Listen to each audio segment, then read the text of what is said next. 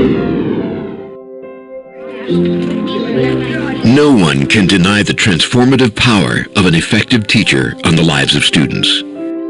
Impacting student learning is an essential part of what it is that we do, and we're not talking about very conventional and narrow measures of impact on learning. We all are familiar with the use, for example, of standardized test scores as one way of looking at impact. We're talking about a much broader perspective. We're talking about what good teachers do every day, which is to pre-assess, to find out where my students are right now, to make decisions about what it is that they're going to be learning, and then to look closely to see what our impact has been across a unit of study as well.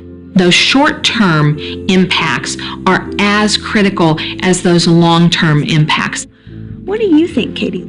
As we've seen, effective teachers monitor their students' progress on a daily basis, and by doing so, literally watch their students learn in real time. 1 and 32. Can you share with me? Let's listen in as these high school math teachers reflect on individual students, track their short-term progress, and plan for the maximum possible impact on their learning. Ideally, a piecewise function. We do have a good bunch of students that are ready, I think, to tackle this, which is why I love that we have the different tasks. Yeah, because then you can group. You can group based on need there. I can group based on need. So I just wanted to highlight that there are some success stories. So this one, she has 100%, so she'd be getting a nice chunky piecewise function that she really has to dive into. Definitely. Need the group with that. That's great. And then the last person is again, very good with procedural skills, unlike the first student that I showed.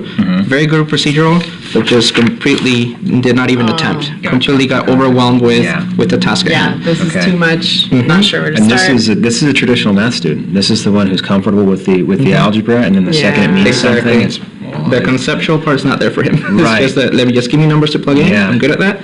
But I think this is going to be a great access point for him because he actually likes cars too. Oh, wonderful. And we can even provide the context, what's And they this are about. related to the learning. These science teachers are planning for the long-term impact they hope to have on students over the course of the school year. 4 years, what's kind of your end goal? So by the time they leave you, what do you want them to be able to do with evidence in their writing?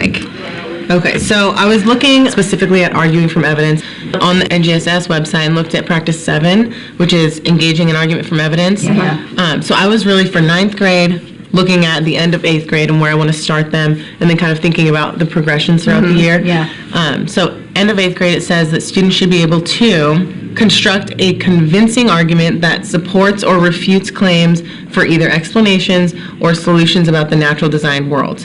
That's why for our Science Weekly, we're really just using one outside source to support an explanation. Okay. I think that maybe at the end of the year, we can start, or throughout the year, start building them up to coming up with their own claims and then figuring out how to support their own claim and then working with that.